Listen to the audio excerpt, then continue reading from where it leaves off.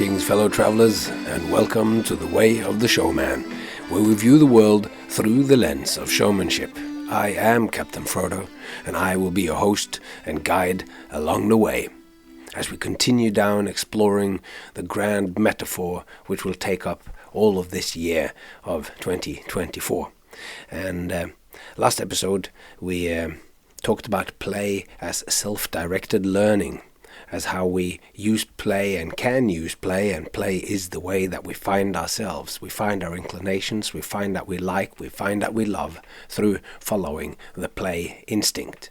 We're blurring the line between playing and learning. We talked about Peter Gray and how he focuses on learning. He's a schoolman in many ways, interested in schooling and everything, so of course he's learning as the key thing. We here see the play aspect as the main thing, but he too nails this instinct down to three words, and they are curiosity, play, and sociability, which, as when we spoke of in 2 episodes, we spoke about the different manifestations of the different behavioral needs of human beings, of children, and I sneakily made sure that we ended up on the same ones by selecting and pointing to curiosity, play, and sociability also on that. So we've sort of been going towards this for a while, trying to get something that's a little bit easier to kind of get our heads around.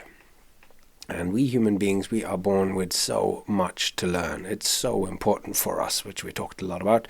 And then we looked a little bit at play deficits, at just how devastating it can be to those children who, for inner or outer reasons, don't get to engage in play or are prevented through difficulties of inner turmoil, who can't do it, and this might leave them having emotional and social relational problems based on this lack of play that develops so many things that are so important, and they are in kind of all the bits that are most important for life, and where Peter Gray kind of says, actually, he argues that it's possibly the most important things that are being learned at school are being learned in recess, out in the bits in between the important learning that's going on in the classroom. We mentioned a little bit this brief distinction between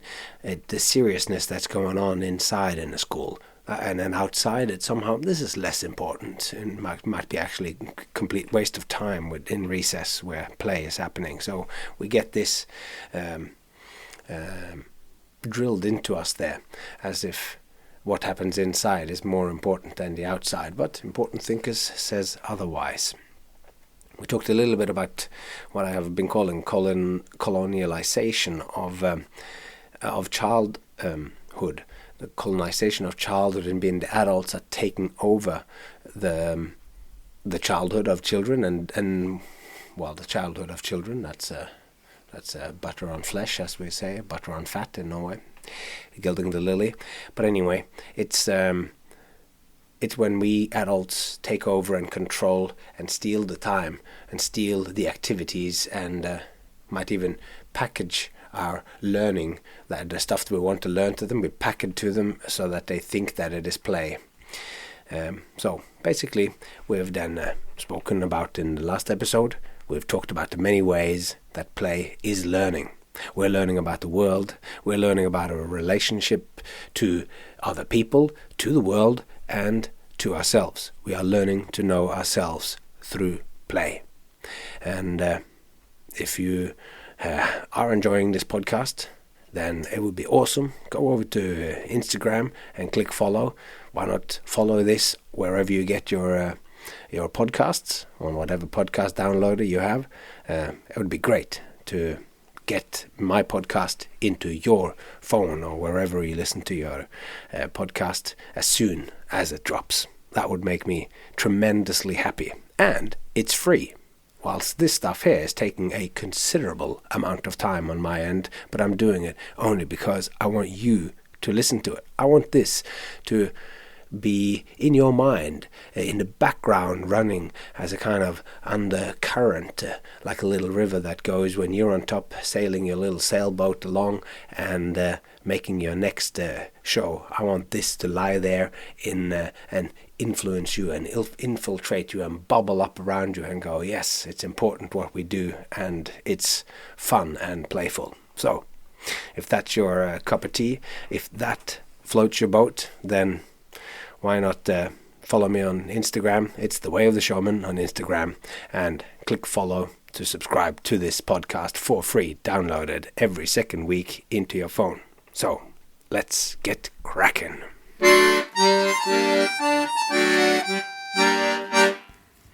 In today's episode, we are exploring a mainly sort of biological and evolutionary question. Why are we born so helpless? We come into the world so absolutely helpless. And today's episode will be leading towards something important that we will be talking about in the next episode. So this is, in a way, a preamble to set the tone up there. But it's also sharing with you some things that kind of blew my mind when I, in the process of becoming a father, explored a few different things. And of course, when my daughter was born and I was there and I cut that umbilical cord, and it were just questions that I have about just how vulnerable and just how much they need us parents to be able to survive. So let's jump into it. Human beings are born unfinished, vulnerable, and unspecified. We are completely and utterly helpless and need the tender care of others to survive. We don't know up or down, we can't feed ourselves, and need closeness and touch to have any chance of survival. If we don't get skin contact, then like skin-to-skin contact, touch and emotional engagement, this deprivation has very eerily similar effects as what we saw in the previous episode in children with play deprivations. Like Catherine Harmon writes in a Scientific American article that, quote, many children who have not had ample physical and emotional attention are at higher risk for behavioral, emotional, and social problems as they grow up, which that's pretty much the same risks and difficulties that we spoke about play deficit. And she goes on to say that the effects of neglect in early childhood can continue to haunt people for the rest of their life. In studies of children from the 1980s, orphanages in Romania, this is of course becoming this school example of these things, their stress hormones, like cortisol, was found to be much higher than normal long after their situations had improved through adoption into loving families. And the elevated levels of cortisol was actually found as long as 10 years after they had been adopted. And it's also been found that the neuropeptide systems that secretes oxytocin and vasopressin, the so-called love hormones, these can be permanently affected, so that you have, and if you don't have oxytocin and vasopressin, it's stuff that it's one way that you can be and feel depressed.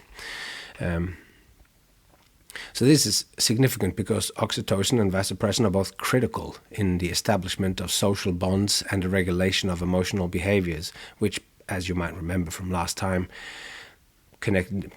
establishing social bonds and the regulation of emotional behaviors, that is also exactly what happens with play. So we're in the same sort of domain here that starts even, there's a particular peculiar almost relation here between the care that we get in the very early infancy and would play. But human babies are completely dependent on being cared for to become well-functioning adults or to survive at all. In and of itself, this need is not so unusual in the animal kingdom, since every species of mammal takes care of their young. Mostly it's the mother who's responsible for the care in about 95% of the species, and the father takes part in the rearing of the offspring in only 5% of the species. So us humans are notably, we are amongst these 5%. There are no mammalian species where the dad alone is responsible for rearing the child, which of course is dictated by the major mammalian adaptation of the mother feeding the young with milk from her mammary glands. That being said, this can and often, or certainly sometimes, happens with adult males and with, formula food for the baby and whatnot. But anyway, that biological adaptation of the milk plays a part in dictating a species' mode of behavior, and through this, a special relationship with, through this rearing, special relationship with other members of their own species. The fact that we can't take care of us, of ourselves, and that they're drinking milk from their mum, and that there is often then also a male around, the father around. This connection here, this will be a thread that will follow as we try to unwind the question of why we humans are born so particularly needy and unfinished, and how this then relates to play, which we're really going to dig into the next episode. But for now, let's look further into the helplessness and what that will trigger, that we will explode in the next episode. So we've previously mentioned that there is a strong relationship between how complex a species' social environment is and how much they play, and also how long this playful behavior persists. All mammals play, as do some birds and a few other animals, but no other species pursues such a wide variety of entertainment or spends so much time enjoying themselves as us. Given the complexity of human relationships, this is perhaps not unexpected. Further, since play predominantly is a feature of childhood, it's not surprising that humans then has the longest childhood. We are children for almost a quarter of our lives. We spend about twice as long in childhood as chimpanzees and other primates do. And biologically speaking, childhood is defined as the stage between an organism's birth and adolescence, something which you spoke about in regard to the crossfade of the play drive and sex drive a few episodes ago. But we humans can hardly be called adults in any meaningful way when we are adolescent. A 14-year-old boy is not the most level-headed representative of mankind. Learned that the hard way. And this is arguably the time when we are the most all over the shop, whilst feeling, or at least projecting, an image of knowing everything. Dunning-Kruger is powerful at that time. We have the longest time in childhood, but lucky for me, as someone who has passed my adolescence, the human situation continues to require learning and adaptation long into adulthood. And through our previous explorations of play's deep links with learning, we should expect that if we still need to learn as adults, there should exist a desire to play in adults too. And this is the case. Play can remain alive, albeit transformed well into adulthood, and indeed into old age, and in the best of us until the very end. Some of my favorite people are those who by age are absolutely adults, but who's managed to find a way to keep play alive in their lives. So armed with all of these elements, born helpless, the necessity for those around us to help, and the complexity of human species, we get an idea of what I mean when I say that human beings are the most unfinished species. So now we will return to this question of why we are born so unfinished and helpless. And from that, I wonder how this in turn has shaped us and shaped who we are as a species.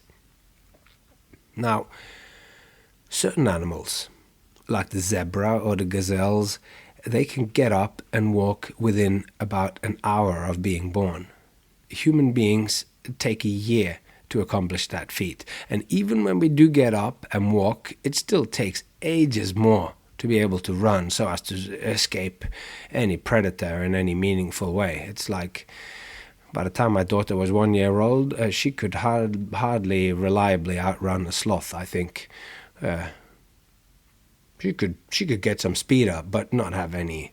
Yeah. Anyway, not to mention that the sort of 24/7 needs of the infant leading up to and following the first tentative steps. The newborns of other mammals, even those who get up and walk within the hour of being born, also rely on their mother and potentially other caregivers. They too need help, but not as much or for as long as humans. We are born completely helpless and remain so for years, arguably a decade. I mean, we are maybe particularly helpless here in the West. Sometimes you see programs about, hunter-gatherer bands or whatever, where kids go out and do incredible things. But anyway, we are helpless for years. And one thing that makes human infants helpless is that they are born with a brain seriously underdeveloped. This is, by some estimations, a human fetus would need to develop for 18 to 24 months instead of the usual 9 to be born at the cognitive and neurological stage of development that we find in a newborn chimpanzee. This means that significant portions of our brain only develops after we are born. Our massive brain is arguably our species' most distinguishing feature, but when we are born, our brain is only the quarter of the size that it will become. Why are we born with not even half a brain, so to speak?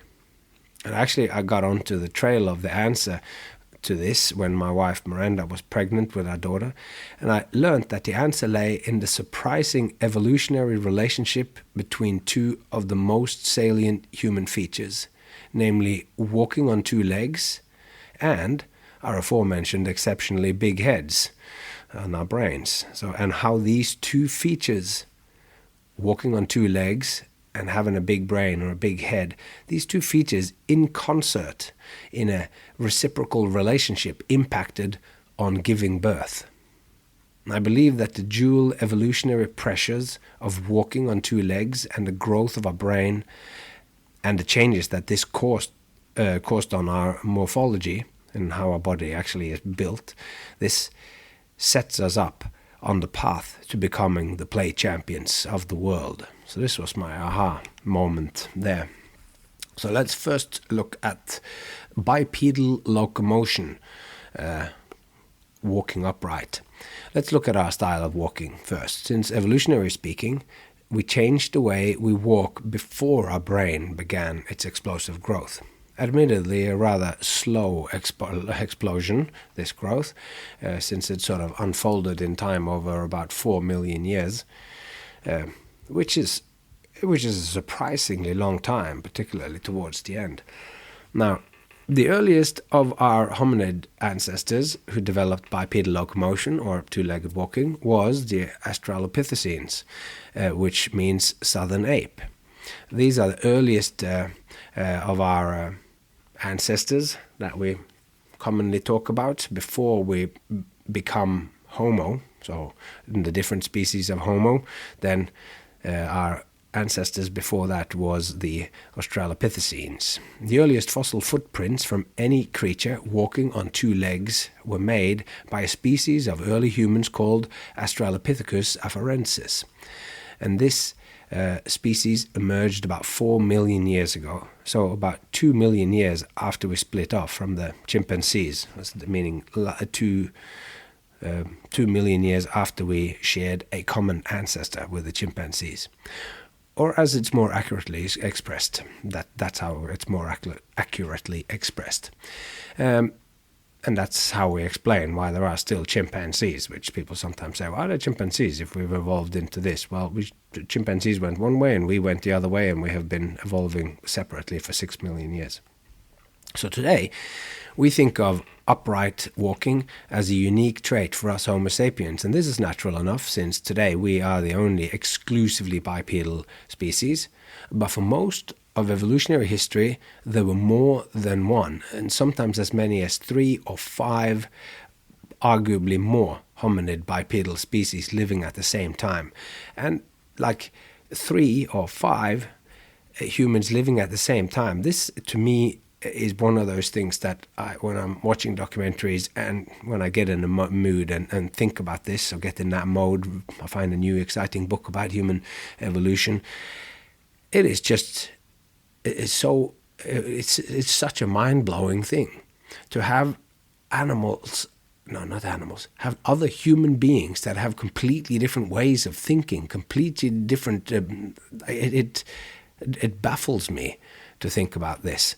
Like, what would the world be like if there were there's like 5 different other species of humans alive today. Like all the stress that's happening from these tiny variations in, be it skin color or geographical where we live or whatever, like all this stuff, and then imagining what it would be like then to have these conversations with someone where we all sit around, everyone has language, everyone can communicate, but they all the cultures yeah. Anyway, I don't know if I'm the only one that gets this excited about that, but I love the Paleolithic and I love the deep evolutionary history of humankind. Thinking about that is just so awesome.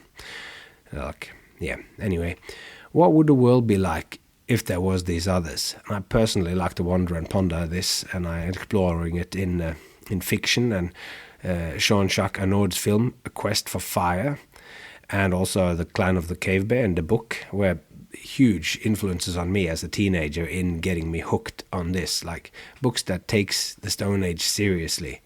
It's awesome. And there's in the Clan of the Cave Bear, particularly in the book, there is this powerful description of 2, like a shaman, Kreb, and a young woman, Homo sapiens. So Kreb is a shaman of Neanderthals, and Isla is she is a human being, a younger girl, and there's a great meeting where the woman who wrote the book has just really captured what it would be like to encounter and really have a deep conversation with somebody who has an intelligence and feelings and everything that is deeply related yet functioning in a different way. Like, what would it be like? It's like an alien encounter. Maybe that's why I like it. I do like alien encounters in movies and books as well. So anyway, we're getting off the topic here. When we hominids straightened up, we could walk great distances, and with our heads up high, we could quite literally gain a better perspective on the world, looking over the tall grasses of the savannah.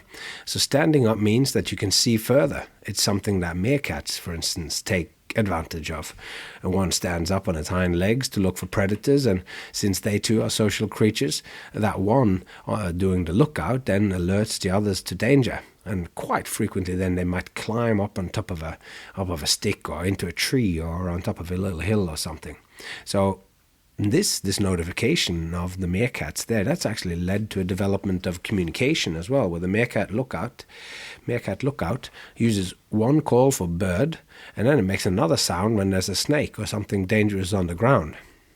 So anyway, that went quick and seemed to mirror our own cooperation and language development. It was similar. But as exciting as it is, we'll leave the meerkats behind and go back to ourselves. Standing up and walking about, like our lineage did, continued the development that our primate ancestors already had started in distinguishing our front legs into arms and paws into hands. So not using our hands for walking completely freed our hands for all kinds of activities and manipulations of the environment in any way that we saw beneficial. Of course, it's like in one of the separations of us and certain of the more primitive of the apes there, or the monkeys, they don't quite have the opposable thumb. They don't manipulate things in quite the same way. They're holding on in another way. So this new way of moving, the way that we're human beings are standing, in this new way is quite likely what made us dare to venture away from our sort of primordial existence in the trees and out onto the savannah. Of course, we didn't become bipedal and then realize that we could step out on the savannah. The change was much more integrated and complicated, but it still sort of makes the point, I hope. This isn't, trying to make it not going into too many details about how the different things happened, but becoming fully bipedal brought with it some pretty major anatomical changes as we stood up and started to walk. And a big part of these changes happened to the pelvis. And the answer to why we are so helpless, and from that how we became so playful, will pivot on this large bony structure. The reason for this is that the pelvis is not just crucial for walking, it also plays a central role in childbirth. I mean, we're talking in particular of the ones who give birth, which is females or whatever. And since walking and running is what allows us to find food and avoid predators, and birth is what keeps the species going, any evolutionary change which impacts negatively on either of those things, be it being able to stay alive and find food, and also giving birth, any impact on those will lessen the species' survival. So the fact that the pelvis plays a role in both places it under strong competitive evolutionary pressure. So that was the first of those things that we're going to talk about, the change of the pelvis. Standing up changes it, and the Neanderthals had wider and more what do you call it, narrowing pelvises that were bigger on the top, but they were not like ours. Ours have gone they're even narrower than that. So then the second thing that we're going to look at, which is the part of the reason why we are so helpless, is our big brains. The big brains don't make us helpless, but the second of the anatomical changes so particular to our species is our big heads, or the heads that are made so big because they are housing our big brains. We have the largest brain in proportion to body size of any living creature, apparently. Since we shared our last common ancestor with the chimpanzees 6 million years ago, our brain has quadrupled in size. Along the evolutionary way that led to us hominids, our brain grew steadily. 2 million years after splitting off from the chimpanzees, so about 4 million years ago, the first bipedal species, the aforementioned Australopithecine afarensis, had a brain measuring in at about 450 cubic centimeters, which is 20% larger than a chimpanzee brain.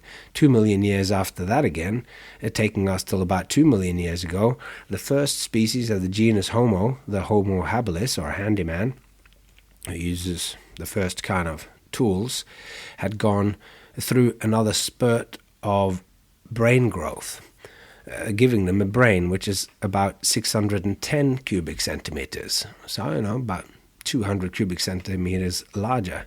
And as we continue up the line of our ancestors, we see that through Homo erectus to Homo sapiens heidelbergensis, to us, Homo sapiens sapiens, our brain continued the explosive growth to more than double the size of Homo habilis' brain, and a modern brain is on average 1,350 cubic centimeters, making us quite literally a big-headed species. And of course, since our head is so big, we think that is very important. So now, we looked at the big head and how it grew and grew and grew, quadrupling in size, and that happened, and we had already been starting to walk on two legs, so now we have two different things. We have a very big head and we have very narrow pelvis. So this is where we look at the pelvis as a kind of evolutionary catch-22, because having these two things would be all well and good were it not for the place, having the big head, if it wasn't for the place through which we come into the world. And this is where the two features of walking and head size clashes. As our skeletons and anatomy changed to perfect us for upright walking, our pelvis narrowed and changed its shape to better serve our new style of movement. And part of this change was that there now was less room for a baby to travel from the womb through the birth canal and into the world. It's like, I could make a joke here about squeezing through a racket, but I won't. We hit a major problem since the combination of narrowing of the birth passage and a seemingly ever-expanding head size was a very bad combination indeed. And the result of this is that the birth of a human infant is the riskiest birth of all animals. We had reached an evolutionary catch-22. There was no way we were going to give up neither our big heads nor our ability to strut around on two legs. So what to do? Well, If we learned anything from watching Jurassic Park and Jeff Goldblum, it is that life finds a way. One way evolution mediated this dual pressure was that most of the growth of our brains and our heads, it actually happens after we are born. We mentioned this a little bit briefly before. And the mechanisms of developmental biology made it so that the brain begins a major growth spurt 9 to 10 months after conception. So our brain is only, 9 to 10 months after conception, we get normally born at about 9 months. So in that time, in that first month afterwards, our brain is just going to start exploding massively in a slow way. And our brain is only 25% of its full size when we enter the world. After that, it doubles in size in the first year. So you're literally born with a quarter of a brain, and then you have half a brain after the first year. But even the delayed growth wasn't enough. Like even the fact that it grows it grows massively, just getting those 25% through that narrow pelvis, that meant that even that was dangerously big. So the other aspect that I'll focus on here for evolution's solution to our biological double bind was premature birth. And we also mentioned this briefly here in the beginning, that the only way that a human baby could be born, giving the mother and the baby the highest chance of survival, was to give birth to the big-headed baby earlier and earlier. And modern humans give birth to their children at 9 months. A pregnancy is divided into 3 trimesters, but today it's quite common to describe the 3 months after birth, so the three trimesters are 3 months each. Three months times 3 is 9. We're going to have our own episode where we talk about the mathematics of this, but we're going to have to be in season 6, I think. But today, it's quite common to describe the 3 months after birth as the 4th trimester. And that's to say that if it wasn't for our big heads and narrow hips, a human infant should gestate and grow inside its mother for at least 3 months more.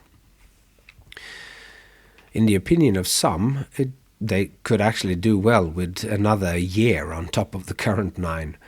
I don't know. I'm pretty sure most mums would find that idea very challenging.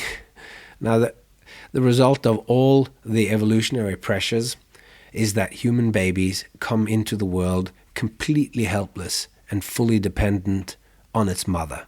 And slowly through evolutionary time, and quite prominently for human beings, this came to include the father and eventually the whole tribe. They come into the world and they definitely need the mother. They need her most, but the mother also has trouble finding enough food and everything whilst having the baby that needs so much care. And we've solved that by including the father and also the whole tribe. So it is within this context that we will find this special sphere which actually gave rise to where play could emerge and flourish. And this is what we will look at in the next episode. For those of you who heard the poem at episode 42, called The Way and the Universe, where I create a sort of a poetic creation myth of that is like the world coming into being through the lens of showmanship, then I find this here then is an paleoanthropological view of where play and where showmanship kind of came from. I'm realizing that the scope of what I'm doing here, and now that I'm doing the episode and recording them all, I realized that we're going into quite a lot of detail here, and it goes in this circuitous round and around, but we are really, I do believe that what we do, performing, showing our skills to other people and connections that are being made, I truly believe that this is an important thing, and I think that what we do is deeply related and that it goes all the way as far back as what we have been touching on today.